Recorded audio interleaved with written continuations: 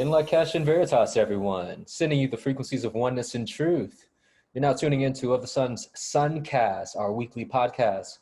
We're bringing you elevated topics that are focused on expanding ourselves, humanity, into becoming the truth and moving ourselves into oneness.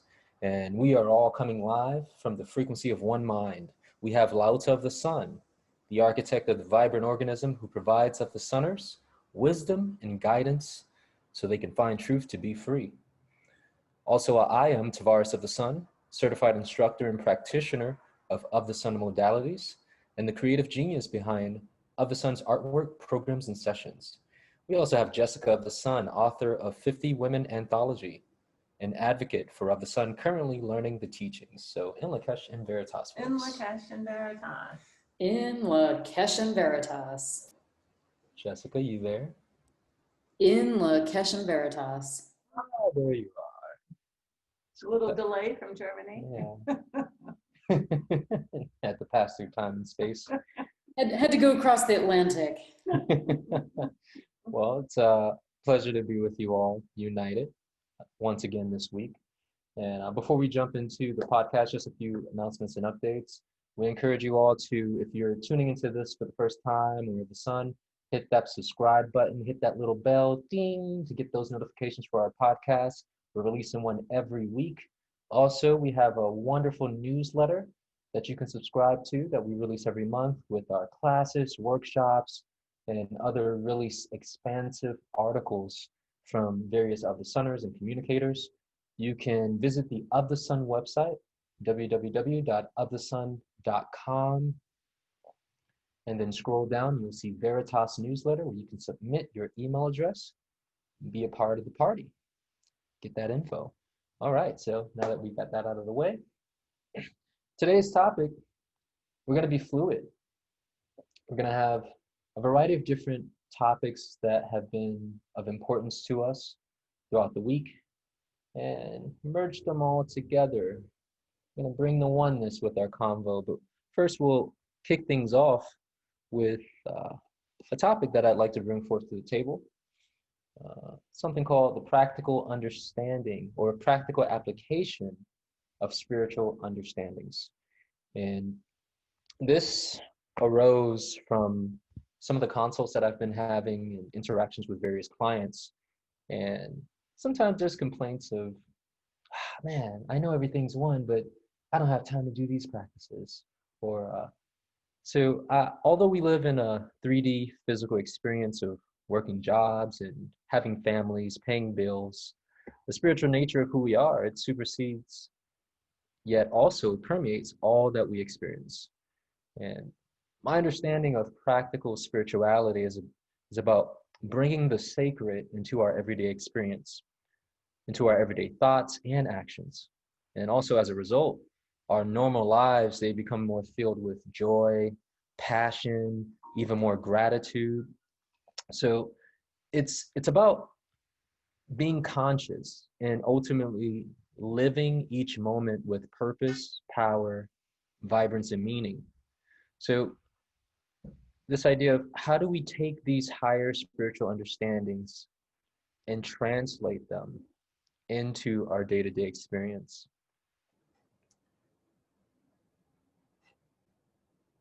We're going to pause here. LaOta has just left. I was going to cue her in.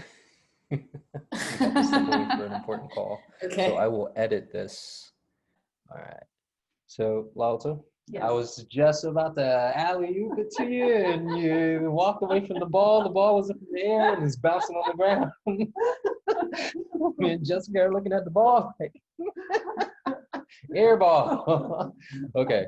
This topic is so important because people have such an erroneous idea about how spiritual practices work and what it really means to live a sacred life. So if you could imagine yourself like a bin that's full of all the things you've ever experienced in your life, everything you've ever seen, everything that was positive that you saw from your teachers and your family and your friends, all the things that were lessons for you to learn and challenges, things that you see in your neighbors and your lovers now, And this is what you're full of, and this is what's broadcasting out of you, constantly creating loop patterns for you to relive the experiences until you've overcome the lessons or the challenges that present themselves in your life, in your family's life, in your sister's life, in your teacher's life. We're all in everyone else's lives. So for us to break the loop pattern, we have to broadcast just like a crystal would, 24 hours a day, 7 days a week, the new pattern. So when we do the practices, when we understand that the way to move into sacredness is to be the broadcast. Every place you place your foot, let that be sacred space. That everything you are thinking is in your own highest and best interest. That is, and your highest and best interest is my highest and best interest. And my highest and best interest is the planet's highest and best interest.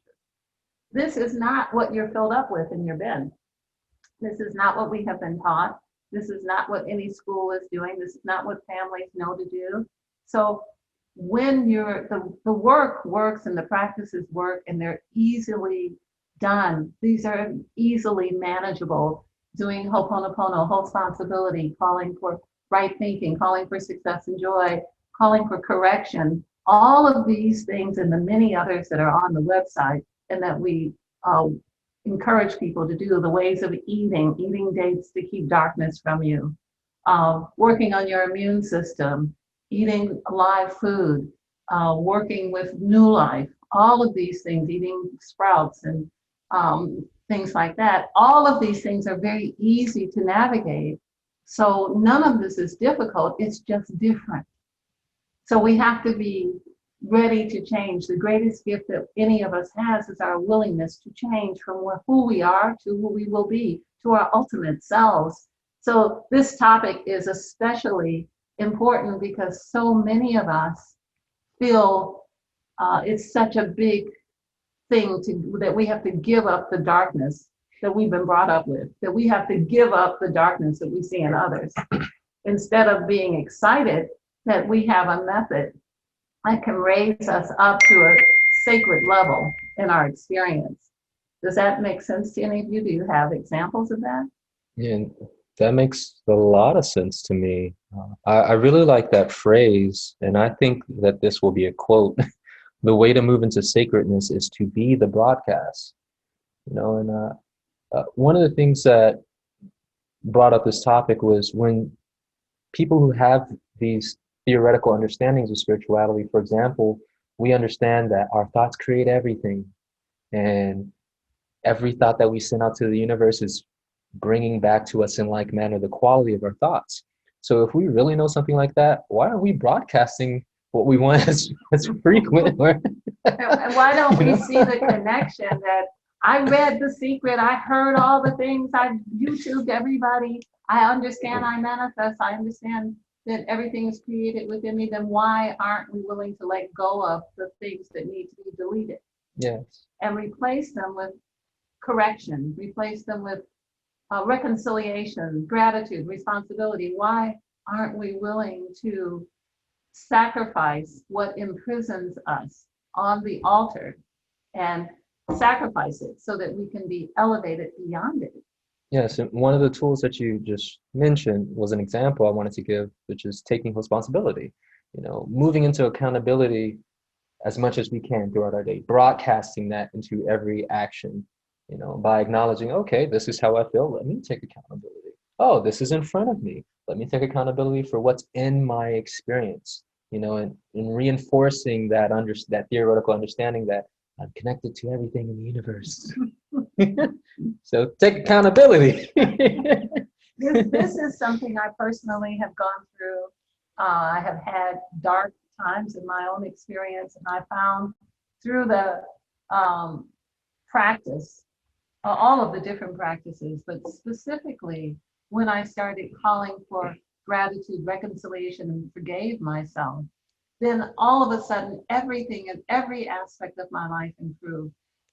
I could feel and experience more love, more appreciation, more support, more money, more everything. And hundreds of clients of ours have done the same thing just by changing their focus.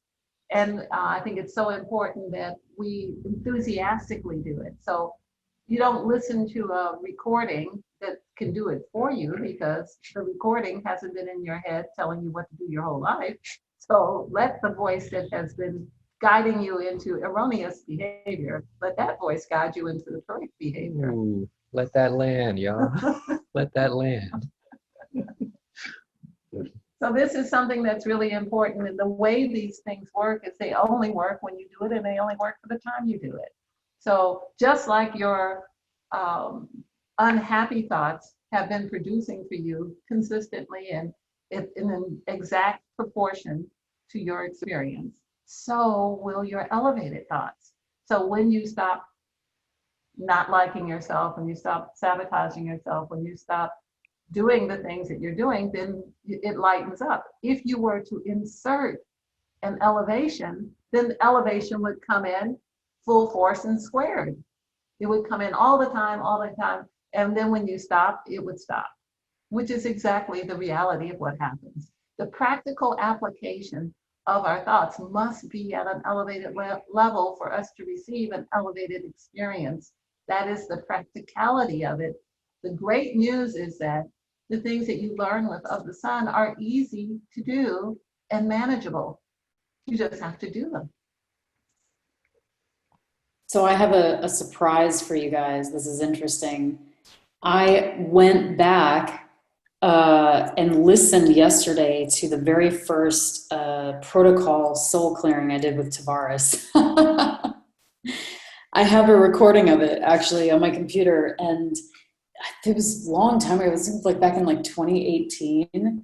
And because I was cleaning out my laptop, I wanted to see like what was there, and then I found it, and so I started listening to it. And it's interesting to see the old me versus the new me, because now I have a much more solid understanding of all of these concepts.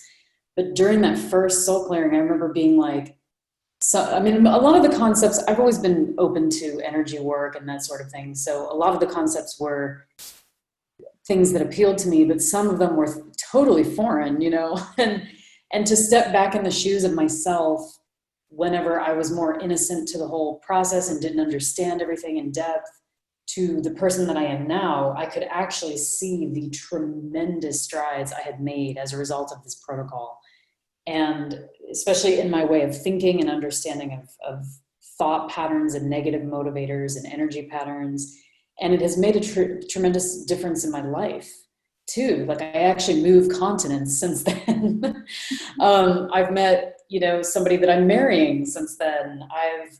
I've started other ventures and projects since then. And I think a lot of this work has launched me into that.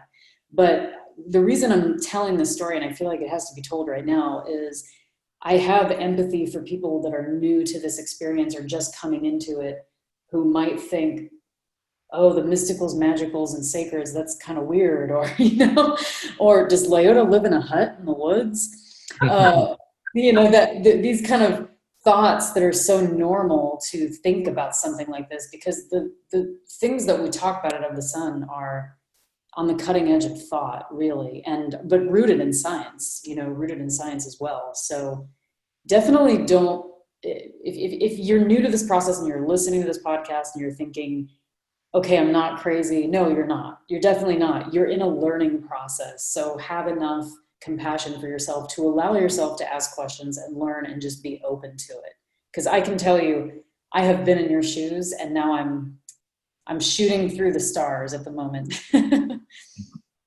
Thank you, Jessica. This is so important, because when people come in and they seek out assistance and assistance is given, there has to be some level of faith and belief, because they don't yet know.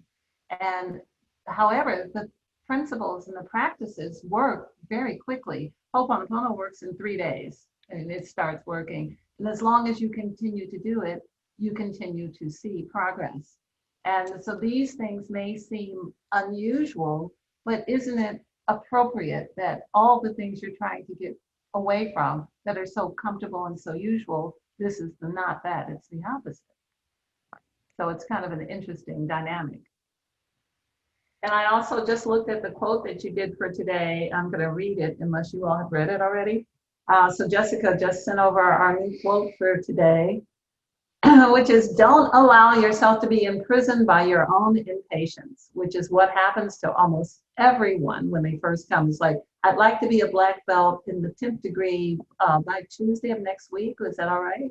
You know, and the rest of the quote reads, don't put yourself in impatience jail.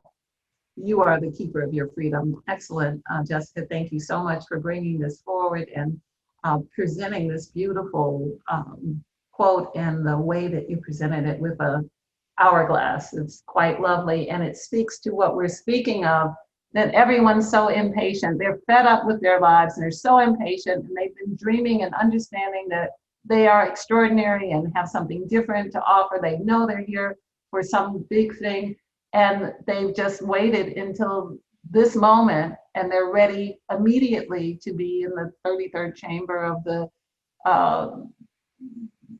Kung Fu studio. But it doesn't work that way. But it happens very quickly. It just doesn't happen in the first week, and there is effort involved.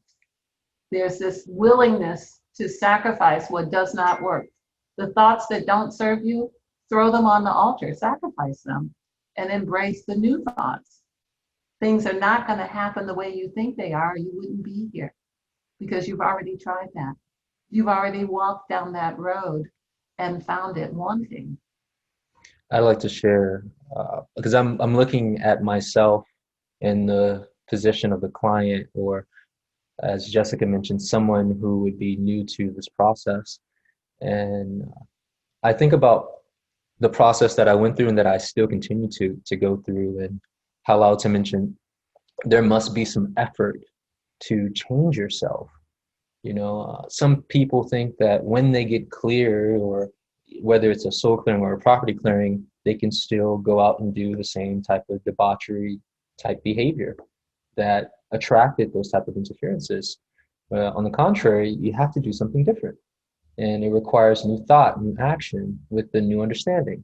So I could see how throughout my experience, for example, using host responsibility and being accountable for what was in front of me, calling forth correction, actually making the effort within my life and my moment to moment to see myself in everything, to see myself in the greatness that I saw outside of me, and to see myself even in the lowest of the low. Like, what was life reflecting back to me? But more so, where's the opportunity for growth within the situation? You know, so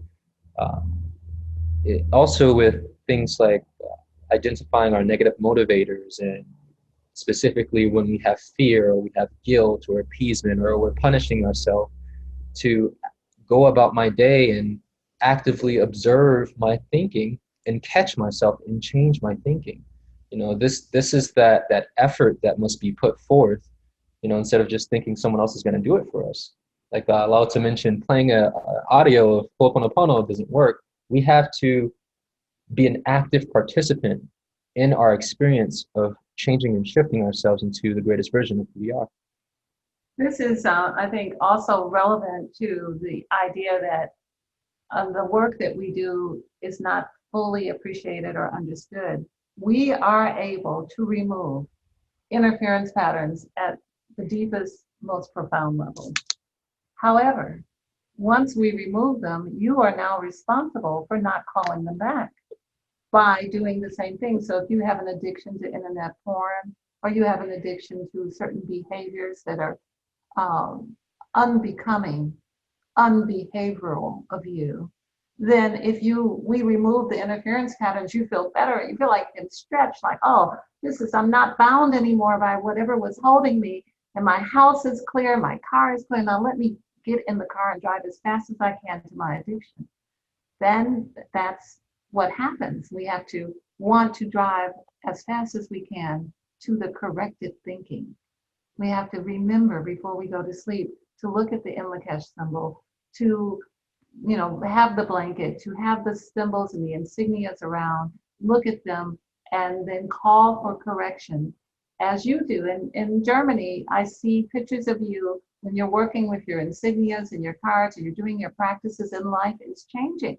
This is how things change. These insignias are conscious benefit for us that will support us in the work, but they won't support if you don't engage. You have to be willing to suspend the thoughts that got you in trouble until such time as you're no longer programmed to bring them forth.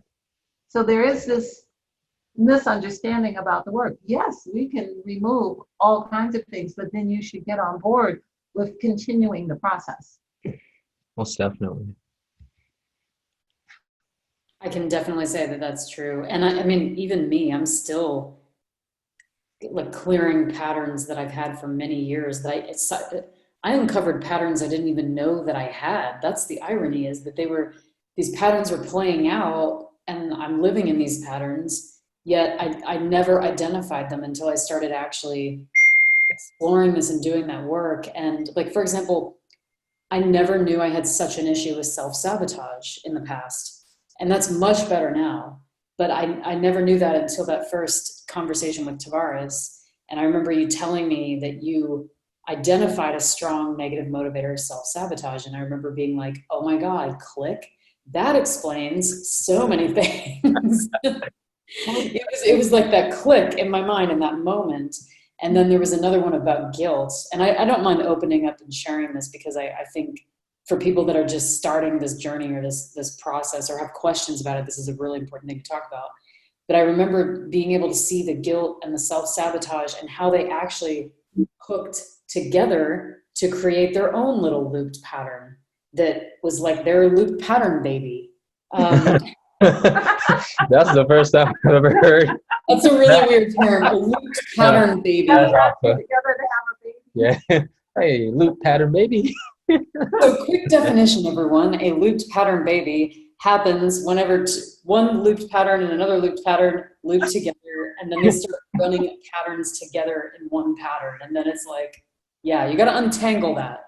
Sometimes I have seen people with twins. Yes. You need to untangle that. And that's so there are still some that I am like still catching myself to this day going, oh my God, I'm doing that again. I've got to stop doing this. No, stop, you know?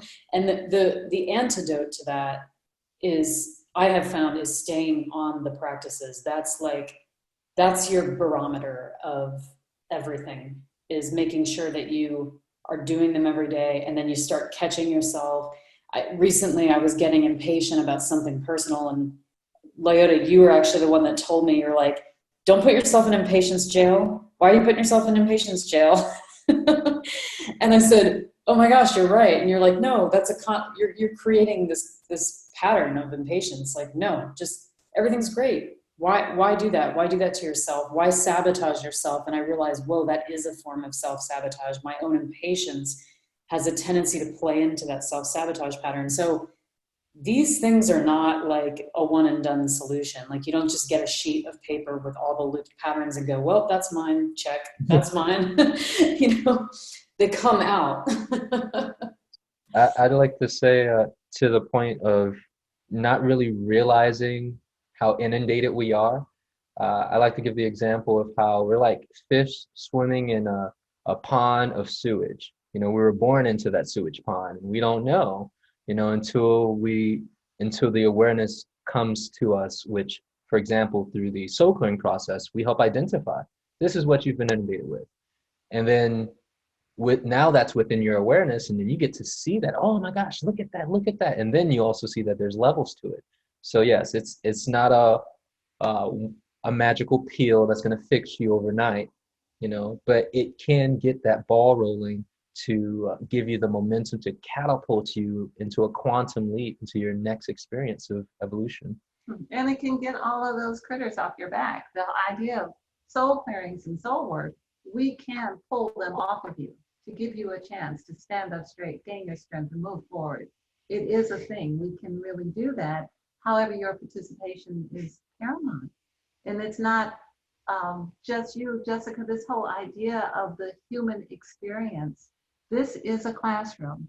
and we have much to learn, and all of us are in our own experience of learning each thing at various levels of our development. So this is an excellent topic. I'm so pleased that you spoke genuinely of your own experience. This is what this program is all about. May we share with all of you what we have gone through so that you may benefit and be greater for it. And I think this has been a really wonderful topic for today. We look forward to speaking to you all again soon.